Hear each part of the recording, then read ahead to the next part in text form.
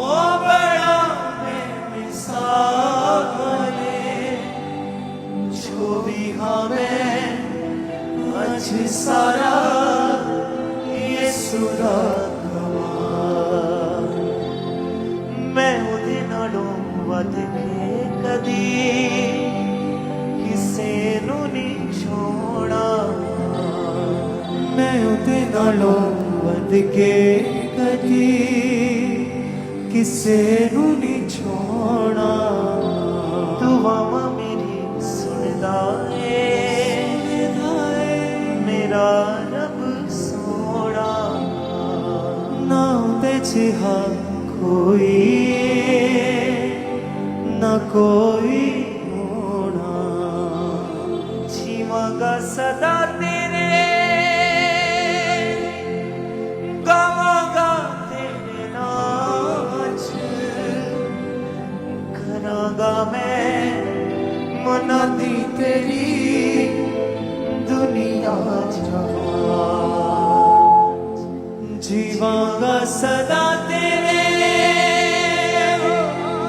गावांगा तेरे नाश करांगा मैं मुनादी तेरी दुनिया जहां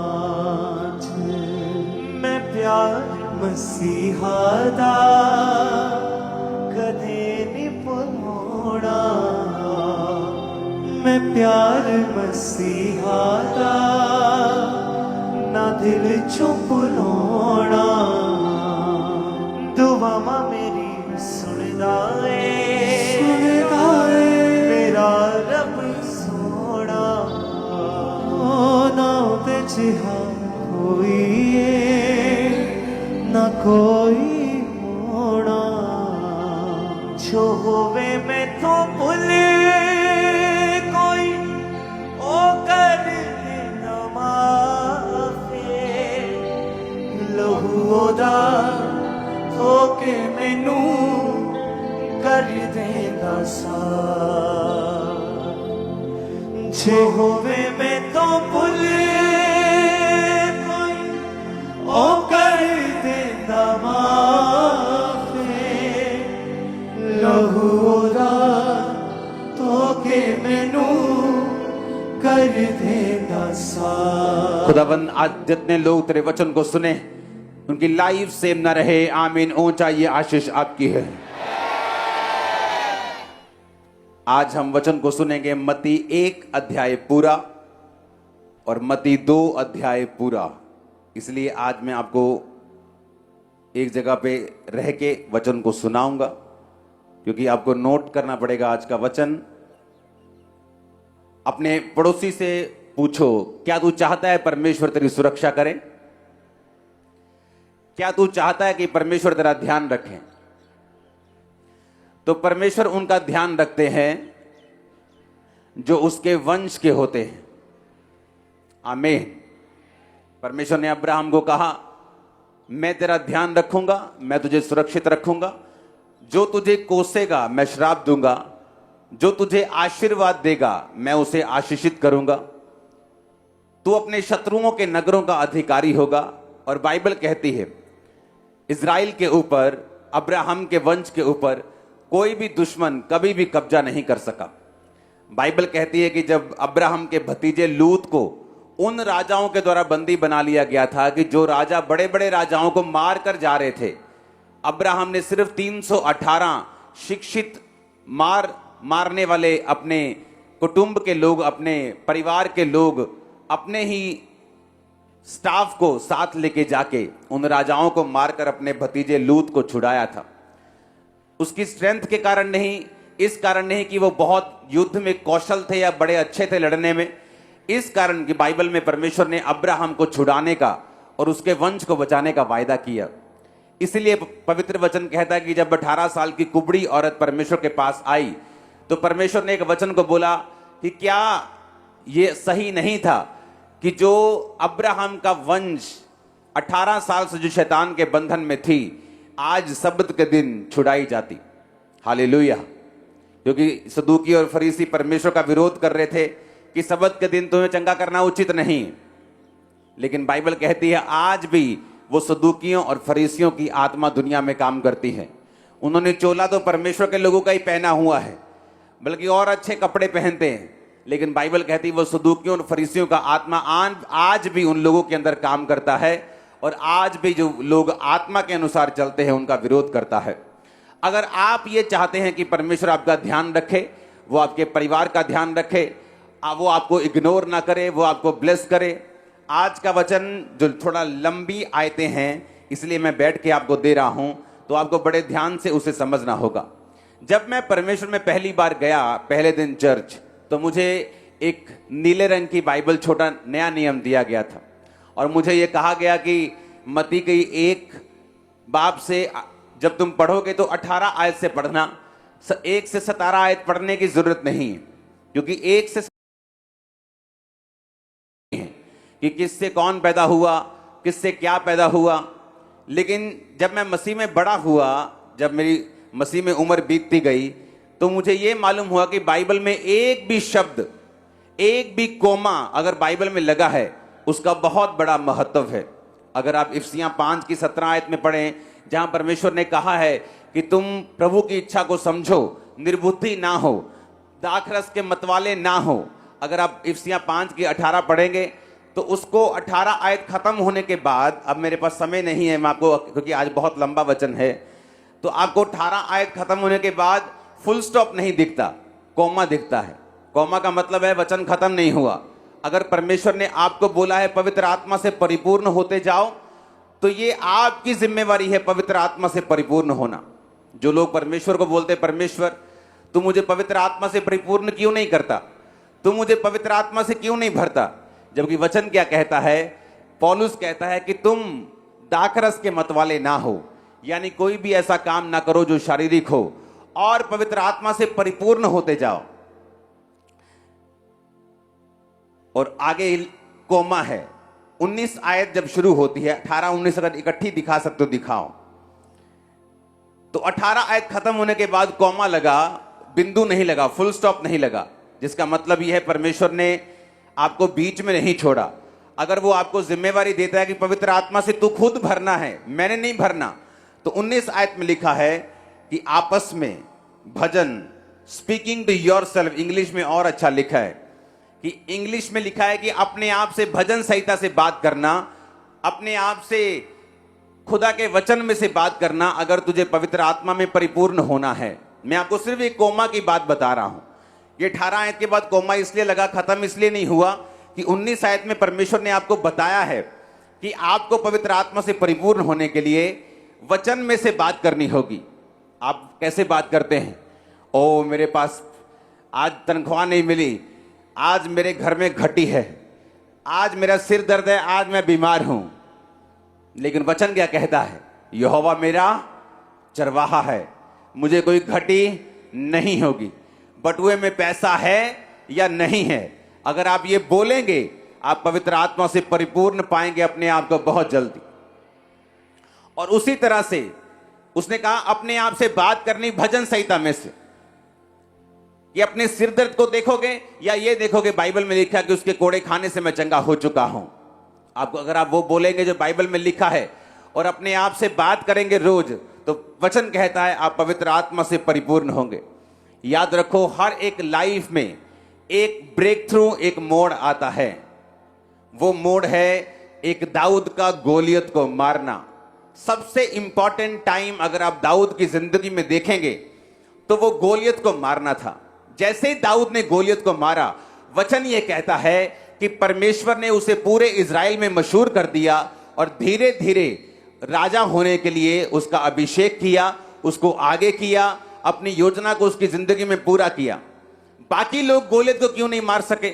बाइबल कहती है कि सारे लोग जो इज़राइल की सेना में थे, शाऊल राजा समेत, जब गोलियत आके ललकारता था उनको, तो बाइबल कहती सब उससे डरते थे, कोई उसके सामने नहीं आ रहा था। लेकिन एक ही जन उसके सामने आया और कहा कि मैं इस खतना रहित पलिश्ती को मार सकता हूं।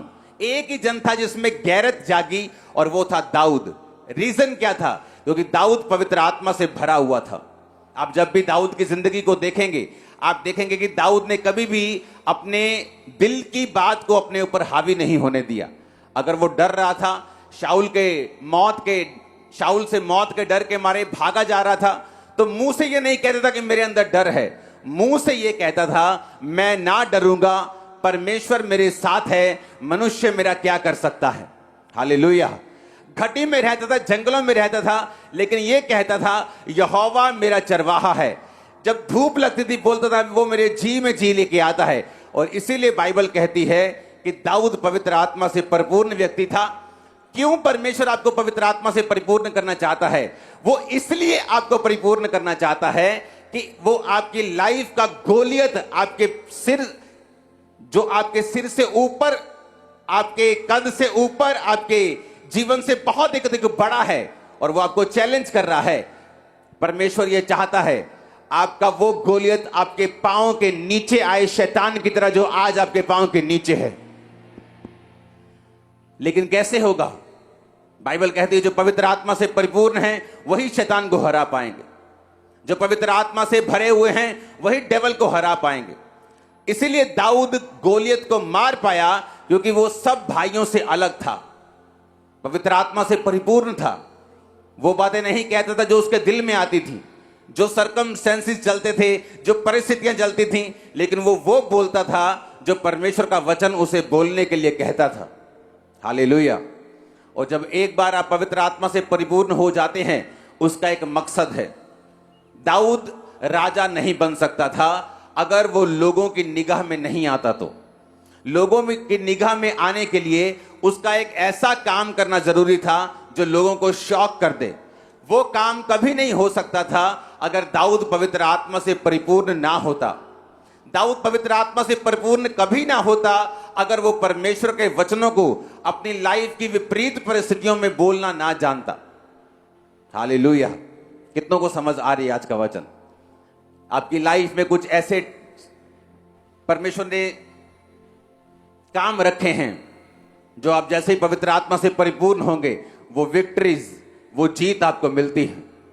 मैं बहुत सारे लोगों को बोलता हूं, आप गलती करते हैं अपने परिवार को, अपना परिवार मतलब अपना जो क्लोज परिवार होता है, माँ बाप, भाई बहन, पत्नी, बच्चे, आप गलती करते हो जो बाइबल लेके उनसे बहस करते हो, उनको बताने की कोशिश करते हो कि यीशु मसीह परमेश्वर है। क्योंकि कई आशीषें आपकी ऐसी होती हैं, आपके परिवार की कई साल्वेशन ऐसी होती हैं जो आपकी ब्लेसिंग्स को देख के होती हैं। आपका परिवार कुछ मेंबर ऐसे होते हैं जो आपके ऊपर जब तक खुदा का हाथ नहीं देख लेते तब तक वो परमेश्वर में नहीं आते।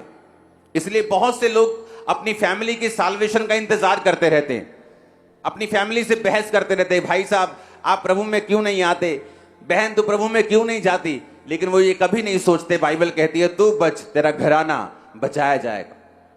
और बचना कैसे है? बाइबल कहती है जो पवित्र आत्मा से परिपूर्ण ही नहीं हुआ वो अभी तक मेरे ख्याल में तो बचा नहीं है, और बाइबल के वचन के मुताबिक भी वो बचा नहीं है।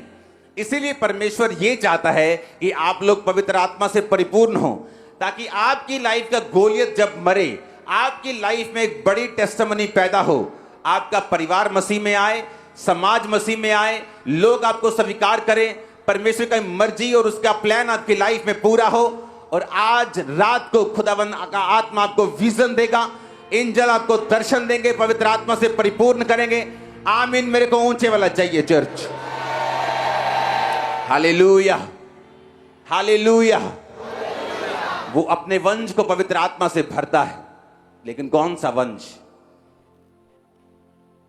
जब मेरे को बाइबल दी गई तो बोला 1 से 17 आयत मत पढ़ना, लेकिन जब मैंने पढ़ा तो सारे भेद ही उसमें, खजाने उसमें छुपे हुए।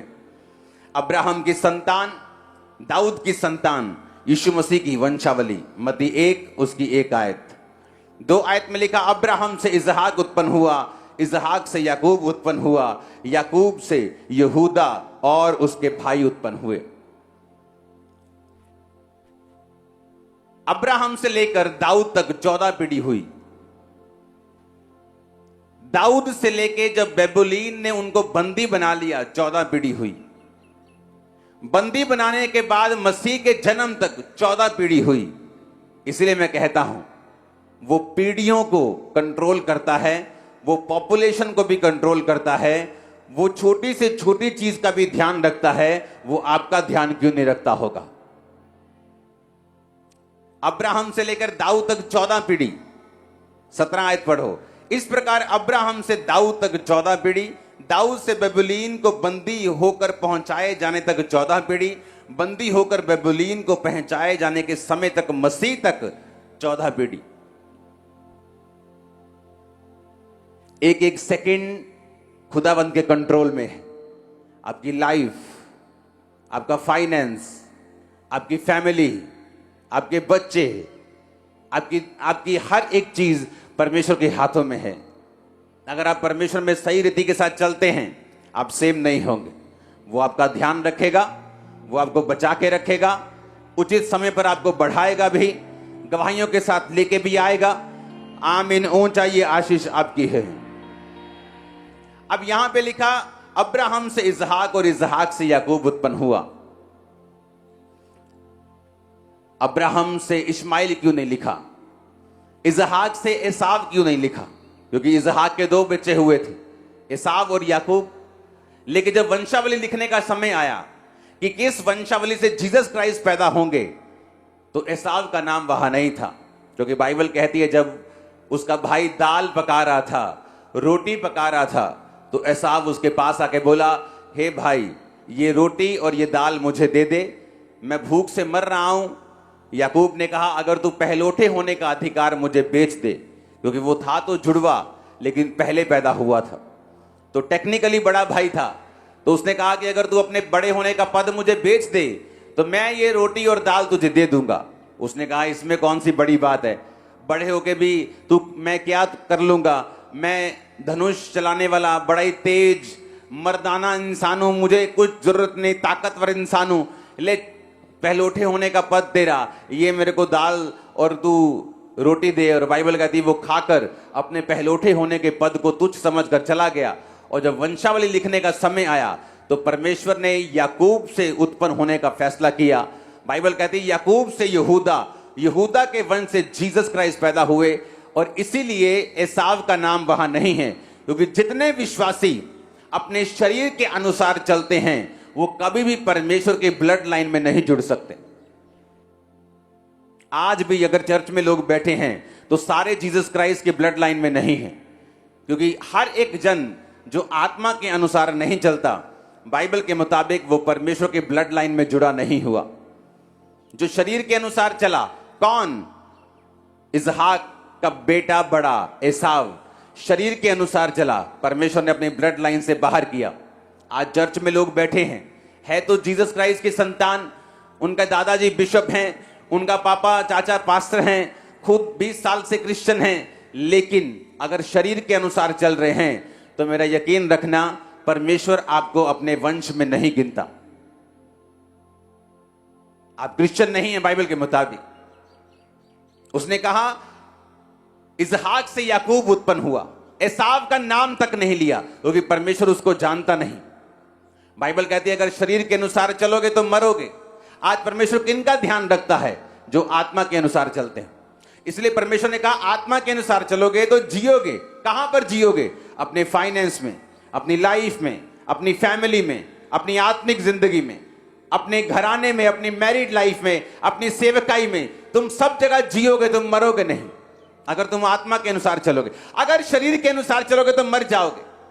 तुम शरीर में तो जीवित हो सकते हो, पर मरे हुए होगे फाइनेंस में, अपने सेहत में, अपने परिवार में, अपनी रिलेशनशिप में, अपनी आत्मिक लाइफ में, अपनी सेवकाई में। हालेलुया। अपने पड़ोसी को बोलो जितने शरीर के अनुसार चलते हैं वो उसके वंश के नहीं हैं। इसलिए परमेश्वर ने लिखा है इसहाक से याकूब उत्पन्न हुआ। ऊंची आवाज में आमीन बोलो, ऊंची आवाज में आमीन बोलो। Hallelujah, hallelujah. हमें यह देखना है कि हम शरीर के अनुसार चल रहे हैं कि नहीं। एसाव शरीर के सामने झुका, भूख बर्दाश्त नहीं हुई। कुछ लोग झुक जाते हैं व्यभिचार के सामने कि व्यभिचार का अटैक बर्दाश्त नहीं हुआ जी, हमने कुछ देख लिया, हमने कुछ कर लिया। आप यीशु मसीह के वंशावली में नहीं। अगर आप उसकी वंशावली में रहना चाहते हैं उसकी ग्रेस के नीचे रहना चाहते हैं। आपको यह मालूम होना चाहिए कि जो शरीर के सामने झुक देंगे, झुक जाएंगे, अपने आप को झुका देंगे, वो परमेश्वर की वंशावली के नहीं है। वो शरीर के अनुसार चलने वाले हैं और वो जीवन उनके अंदर नहीं है। आप शरीर के सामने झुक गए, चोरी शरीर का काम है, विरोध, फूट, विधर्म, जादू, टोना, मूर्ति पूजा, कलेश शरीर का काम है। चोरी, व्यभिचार शरीर का काम है। ईर्खा शरीर का काम है। तो परमेश्वर ने कहा जो शरीर के काम के नीचे हैं वो वंशावली के नहीं हैं। इसलिए आप परमेश्वर के कई लोगों को देखते हो कि खुदा से प्रार्थना करते हैं लेकिन उनको मिल नहीं रहा। वो चाहते कुछ है, होता कुछ है। क्योंकि बाइबल कहती है जब आप शरीर के सामने झुक जाएंगे, अपनी आत्मा से शरीर के अंगों को नहीं मारेंगे, अपनी आत्मा से शरीर की क्रियाओं को नहीं मारेंगे, तो बाइबल कहती है आप में परमेश्वर का जीवन फिर नहीं है। हालेलुया। यहूदा और तमार से फिरिस और जोहरा उत्पन्न हुए। इसका भेद मैं आपको रोज की रोटी जो रोज आप सुनते हो 1 बजे उसमें दिया हुआ, आप उसको उसमें सुनना। तीसरी आयत को उसको मैंने डिटेल में बताया, आज मेरे पास ये समय नहीं है, आप रोज की रोटी में सुनना उसे। फिरिस से हिस्रोन उत्पन्न हुआ, हिस्रोन से एराम उत्पन्न हुआ, एराम से अमीनादाब, अमीनादाब से नशोन, नशोन से सलमोन, सलमोन और राहब से बोअज उत्पन्न हुआ। कौन था बोअज? एक धर्मी इंसान, एक पवित्र इंसान। बोअज और रूत से ओबेद उत्पन्न हुआ। कौन थी रूत? एक ऐसी औरत जो अन्य जाति थी, परमेश्वर को नहीं जानती थी, जिसका क्रिश्चियन एक यहूदी लड़के के साथ मैरिज हो गई, लेकिन वो परमेश्वर में सही नहीं था और बाइबल कहती वो मर गया। उसका बाप भी मर गया, उसका भाई भी मर गया। अब नियोमी जो उसकी सास अकेली रह गई, उसने कहा बेटा वापिस चली जा, तेरी जेठानी वापिस चली गई। रूत ये बात जानती थी, वापिस चली जाऊंगी, पति भी मिल जाएगा, आशीष भी मिल जाएगी, सुख भी मिल जाएंगे, पैसा भी मिल जाएगा। लेकिन उस देश में परमेश्वर यहोवा की आराधना करने वाले लोग नहीं थे। तो क्या किया रूत ने? रूत ने फैसला किया कि वो शरीर के सामने नहीं झुकेगी, वो अपने शरीर की क्रियाओं को पूरा करने का प्रयास नहीं करेगी, बल्कि दुख उठाते हुए भी वो परमेश्वर की महिमा करेगी, दुख उठाते हुए भी परमेश्वर में ही रहेगी। और बाइबल कहती रूत ने अपनी बूढ़ी सास के साथ रहने का फैसला किया, क्योंकि उसकी सास के साथ रहने से परमेश्वर यहोवा की आराधना करना उसे नसीब होता। तो क्या हुआ? परमेश्वर ने बोअज नामक एक धर्मी पुरुष को भेजा, रूत के साथ उसकी शादी हुई। और अगर आप ध्यान से पढ़ेंगे तो रूत से ओबेद, ओबेद से यशे और यशे से दाऊद उत्पन्न हुआ। यानी रूत जो थी वो दाऊद की परदादी बनी। बाइबल के मुताबिक रूत के वंश से ही जीसस क्राइस्ट पैदा हुए, क्योंकि दाऊद के वंश से यीशु मसीह पैदा हुए। एक स्टेप लिया कि मैं शरीर के कामों को सेटिस्फाइड नहीं करूंगी, मैं शरीर के पीछे नहीं चलूंगी, मैं परमेश्वर के पीछे चलूंगी। परमेश्वर की ब्लड लाइन में शामिल हुई, ग्लोरियस जीवन जिया, जो कुछ खोया था सारा कुछ वापिस पाया। आज मैं आपके लिए भविष्यवाणी करता हूं, यीशु मसीह के नाम में जितने लोग आज फैसला करेंगे शरीर के अनुसार नहीं चलने का, प्रोफेसी करता हूं इन 6 महीनों में, 6 मंथ के अंदर आप सारी चीजों जो शैतान ने छीनी वापिस। 7 बार हालेलुया चाहिए मेरे को।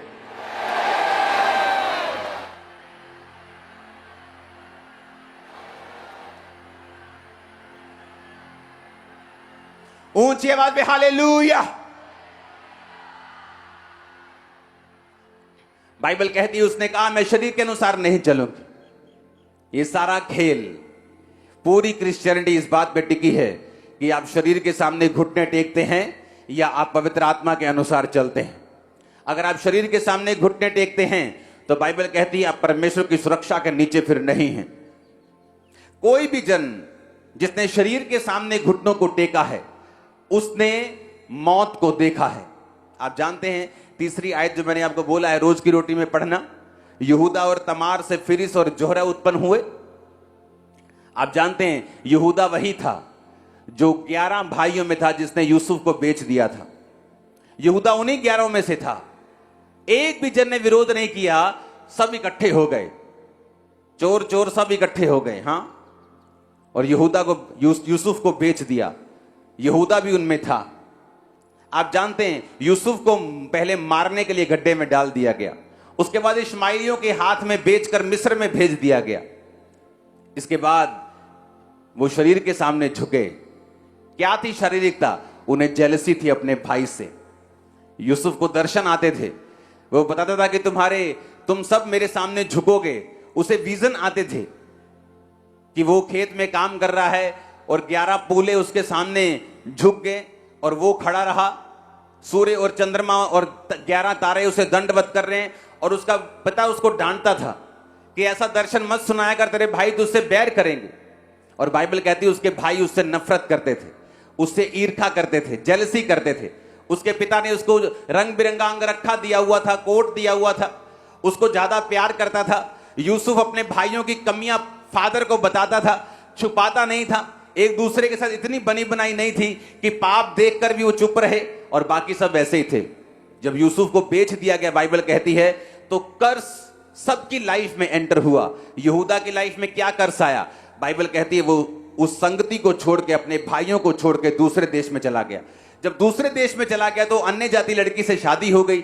जब अन्य जाति लड़की से शादी हुई तो जितने बच्चे पैदा हुए वो सारे, जब एक माँ जो है अन्य जाति की होती है, एक माँ जब परमेश्वर में नहीं होती, तो आप ये इमेजिन कर सकते हैं उनकी परवरिश कैसी हुई होगी। तो जब परवरिश हुई वो यहोवा को नहीं जानते थे और बाइबल कहती है यहोवा ने उसके बड़े बेटे और छोटे बेटे दोनों को मार दिया। रीजन क्या? परवरिश अच्छी नहीं थी, यहोवा को जानते नहीं थे। जानते क्यों नहीं थे? क्योंकि अन्य जाति लड़की से शादी की जो परमेश्वर को जानती नहीं थी, उसकी परवरिश उसी तरह से हुई थी जैसे लोगों की होती है। अन्य जाति से शादी क्यों हुई? क्योंकि घर से यहूदा अलग हो गया था। अलग क्यों हुआ? यूसुफ को बेच दिया था। एक शरीर के काम ने कितना लंबा सफर करवाया उनको। एक शरीर का काम यहूदा ने किया, कितना लंबा उसको सफर करना पड़ा, कितनी लंबी उसको यातना झेलनी पड़ी, कितना लंबा उसको सफर देखना पड़ा। जहां उसके 2 बच्चों की, उसकी वाइफ की डेथ हुई, उसके बाद परमेश्वर ने फिर उसको अपनाया। कितने मेरी बात को समझ रहे हैं? पूरी बाइबल इस बात से भरी पड़ी है। उसने कहा अगर तुम शरीर के अनुसार चलोगे तो मरोगे। हमने क्या देखा? यहूदा शरीर के अनुसार चला, अपने भाई को बेच दिया। और यहूदा और तमार से फिरिस, तमार उसकी पहली पत्नी नहीं थी, पहली पत्नी मर गई थी। रोज की रोटी में सुनना, मैंने भेदों को बताया है कि जब आप शरीर के अनुसार चलते हैं फिर आप लंबी दौड़ में दौड़ने लगते हैं और वो दौड़ परमेश्वर की ओर से नहीं होती। आप एक ऐसी दौड़ में दौड़ने लगते हैं जहां आप थक जाएंगे, फ्रस्ट्रेट होंगे, जहां चीजें फिर आपके हिसाब से नहीं चलेंगी। पहले पहले आपको अच्छा लग सकता है, लेकिन याद रखो जब 2 लाइनें सीधी जा रही हैं ऊपर और एक हल्की टेढ़ी हो जाए तो अभी तो इनमें गैप नहीं है, लेकिन एक समय आएगा जब गैप बढ़ जाएगा, एक समय आएगा जब ये दूर हो जाएगी। जो लोग परमेश्वर से हट जाते हैं तभी उनको ताजा ताजा मालूम नहीं होता। एक अंगीठी में से कोयला निकाल के साइड पे रख दो, उसे कभी मालूम नहीं होगा कि मैं ठंडा हो रहा हूं। उसे लगता है अभी मैं गर्म ही हूं, मैं तो गर्म ही हूं, मैं तो कोयला हूं, मैं तो फलाना हूं। लेकिन एक समय आएगा जब कोयला ठंडा हो जाएगा, क्योंकि अंगीठी से बाहर रहकर वो गर्म नहीं रह सकता। पूरी बाइबल भरी पड़ी है कि आप शरीर के अनुसार चलना चाहते हैं तो उसका क्या असर आपकी लाइफ पे होगा। रूत शरीर के अनुसार नहीं चली, जवान औरत थी, यंग लेडी थी वो।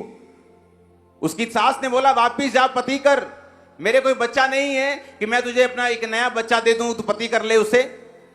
मेरे पास ना तो पैसा है ना तो बेटा है, मेरे पास दुख ही दुख है, बेटा वापिस चली जा। उसे मालूम था वापिस तो चली जाऊंगी, पति भी कर लूंगी, लेकिन यहोवा परमेश्वर वहां नहीं मिलेगा। उसे मालूम था ये शरीर का काम है और मुझे शरीर को फॉलो नहीं करना। एज ए क्रिश्चियन आपको शरीर को फॉलो नहीं करना, आंखों को फॉलो नहीं करना, डिजायर्स को फॉलो नहीं करना, इच्छाओं की पूर्ति जो शारीरिक है उन्हें पूरा नहीं करना, क्योंकि फिर आप एक लंबी दौड़ में निकल जाएंगे और वो दौड़ परमेश्वर की ओर से नहीं होगी।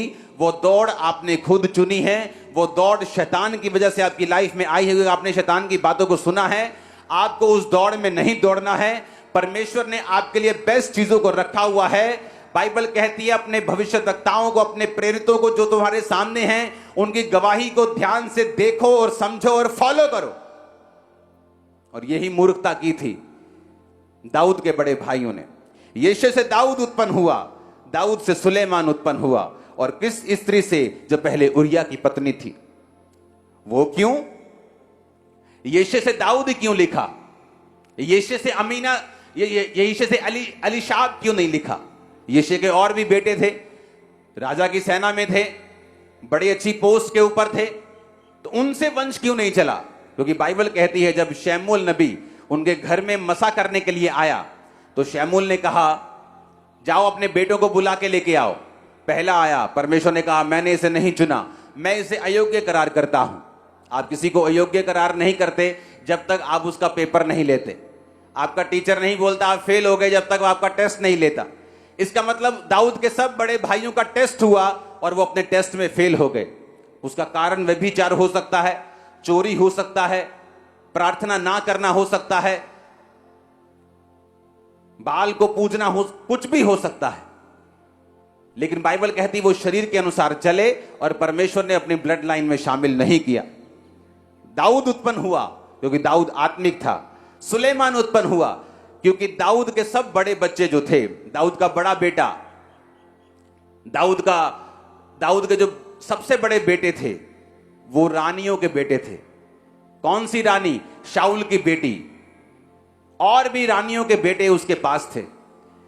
उनकी जो माएं थी वो राजाओं की पुत्रियां थी। तो कौन अगला राजा बनना चाहिए था? एक परिवार में उसकी कई पत्नियां थी, तो कई पत्नियां राजकुमारियां थी, उनके बाप राजा थे, तो एक्सपीरियंस के हिसाब से तो उसे राजा बनना चाहिए जिसका नाना भी राजा है, जिसका बाप भी राजा है, मां राजकुमारी है। कितना एक्सपीरियंस, उठने बैठने का कितना उसको एक्सपीरियंस होगा। लेकिन बाइबल कहती है परमेश्वर ने उनको राजा नहीं बनाया, सुलेमान को बनाया। सुलेमान को क्यों बनाया? क्योंकि बाइबल कहती है दाऊद की सब गवाहियों को सुलेमान ने बड़े ध्यान से फॉलो किया। उसने दाऊद की सब टेस्टिमनीज को फॉलो किया। उसने दाऊद के द्वारा सारे कामों को, जो दाऊद 7 बार दिन में स्तुति करता था, परमेश्वर में खड़ा रहता था, पाप में नहीं रहता था, अपने गिफ्ट पे घमंड नहीं करता था कि मैं राजे का धोता हूं, मैं राजकुमारी का बेटा हूं, मेरा बाप दाऊद राजा है तो मैं ही राजा बनूंगा। लेकिन सुलेमान ये जानता था ना बल से ना शक्ति से, बल्कि उसकी आत्मा के द्वारा। आज सेवकाई में अगर आप देखेंगे कौन लोग कामयाब हैं? वो लोग नहीं जो गिफ्टेड हैं, जो प्रोफेशनल हैं, जिनको काम करना आता है। वो लोग कामयाब हैं जो पवित्र आत्मा से चलते हैं, अपने दासों की बात को सुनकर रिस्पॉन्ड करते हैं, उनके अधीन रहते हैं, पवित्र आत्मा के द्वारा दिए गए कामों को करते हैं। मिनिस्ट्री में अगर आप देखेंगे वो कामयाब आपको मिलेंगे। मोस्टली क्रिश्चियन बहुत पढ़े लिखे आपको मिलेंगे, लेकिन सेवकाई में कामयाब कहीं नहीं मिलेंगे। रीजन, सेवकाई में कामयाबी आपके एक्सपीरियंस से नहीं आती, आपकी ओबीडियंस से, आपकी आत्मिकता से आती है, आत्मा के अनुसार चलने से आती है। जोर से हालेलुया बोलो एक बार फिर से। अब यहां भी उन लोगों को पीछे छोड़ दिया गया जो शरीर के अनुसार चले। दाऊद के बड़े बेटे शरीर के अनुसार चले, पीछे छोड़ दिए गए। सुलेमान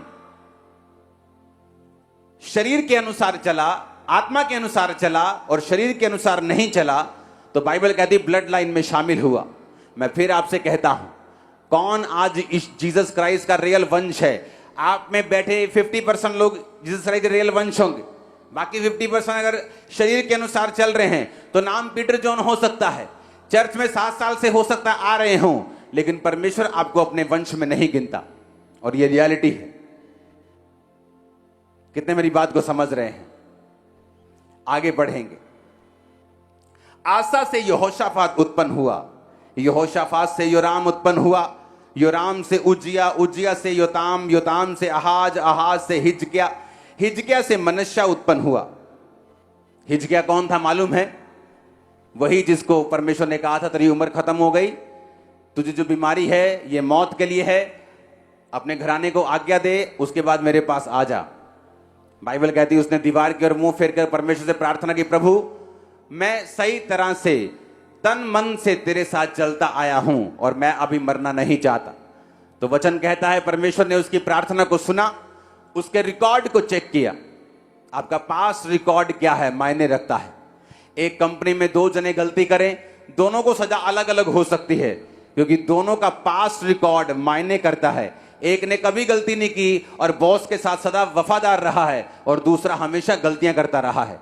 जो सदा गलतियां करता रहा है, हो सकता है उस गलती की वजह से वो सस्पेंड हो जाए, लेकिन जो पहली बार गलती की है उसे माफी मिल जाए।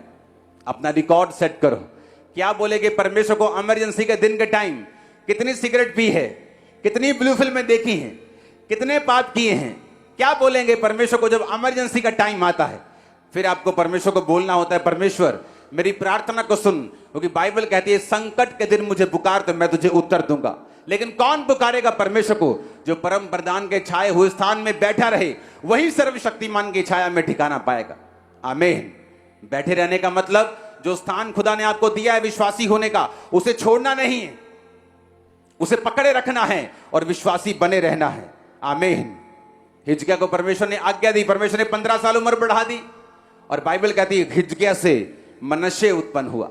अगर आप बाइबल की स्टोरीज को ध्यान से पढ़ेंगे तो बाइबल में मनश्शे जो है, ये वाला मनश्शे, वो याकूब का बेटा मनश्शे नहीं।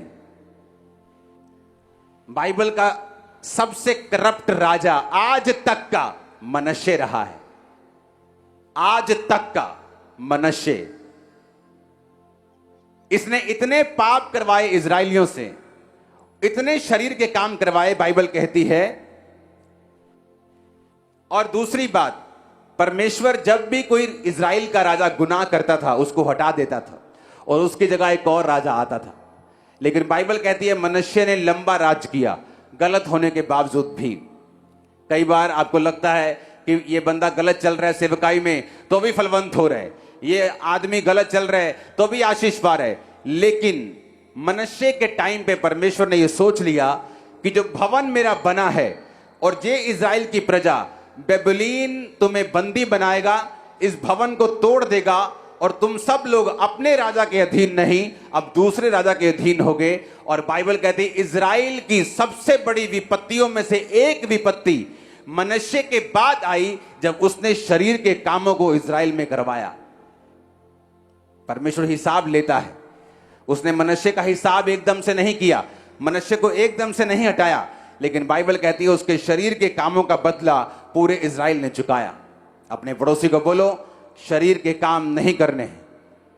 व्यभिचार, चोरी, फूट, विधर्म, ईर्ष्या, लड़ाई, झगड़ा, मूर्ति पूजा, जादू, टोना, वैर, विरोध, ये नहीं करना। अगर तू ये कामों को नहीं करेगा, आत्मा के अनुसार चलेगा, तो तू परमेश्वर के ब्लड लाइन में शामिल होगा। वो तेरा ध्यान रखेंगे, जो कुछ तूने खोया है वो तू पाएगा, तू सबसे ऊपर होगा, तू ब्लेस्ड होगा, तू आशीषित होगा। इतनी आशीष होगी रखने की जगह नहीं होगी। तू सिर कहलाएगा, पूंछ नहीं। ये वचन आपकी लाइफ में पूरे हो इन जीसस नेम। कौन था अब्राहम? राजा उससे डरते थे। कौन था इसहाक? राजा उससे डरते थे। बाइबल कहती है उनकी सामर्थ राजाओं से ज्यादा थी। और वही परमेश्वर आपको देना चाहता है। वो आपको प्रभावशाली करना चाहता है, सामर्थी करना चाहता है, चंगा करना चाहता है, ब्लेस्ड करना चाहता है, आपके परिवार को बचता हुआ देखना चाहता है। आमीन। ऊंचे वाला चाहिए चर्च। पूरी बाइबल अगर आप पढ़ेंगे आपको यही समझ आएगा कि जो शरीर के कामों में फंसे एक लंबे सफर पे निकल गए जो परमेश्वर की ओर से नहीं था। एक थकाने वाला सफर, एक पहाड़ों वाला सफर होता है जहां आप नजारे लेते हुए जाते हैं, चाय पीते हुए, मैगी खाते हुए पहाड़ों की।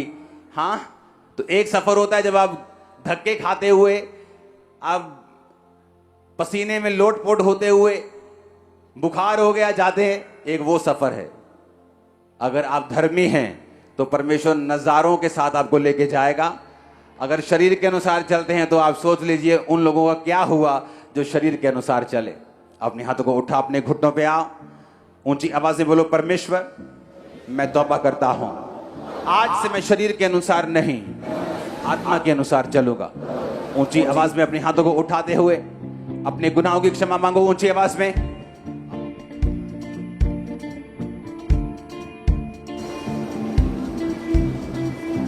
हिलाओ अपने हाथों को।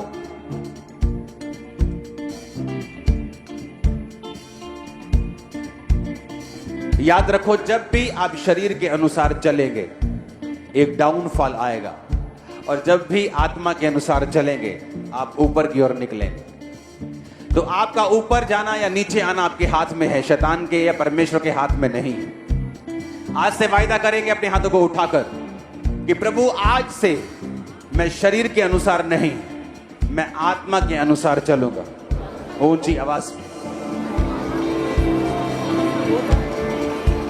मेरे ऑफिस से ऑयल लेके आओ बड़े वाला। आज जब आपको ऑयल से मसा किया जाए तो याद रखना आप ग्रेस ले रहे हो शरीर के कामों से बाहर आने को। मेरा बिलीव करो,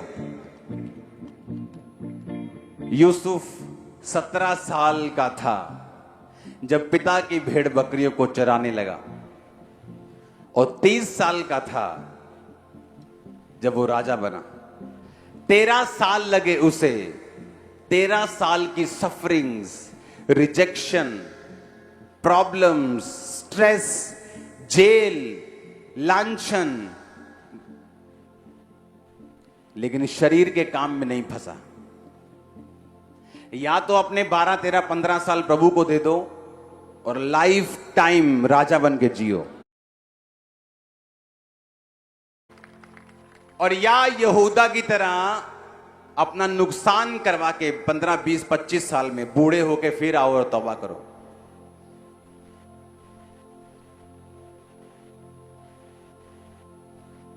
बाइबल कहती है यूसुफ 17 का होके अपने पिता की भेड़ बकरियों को चराने लगा, और लिखा वो 30 का था जब वो प्रधानमंत्री बना। अपने हाथों को उठा।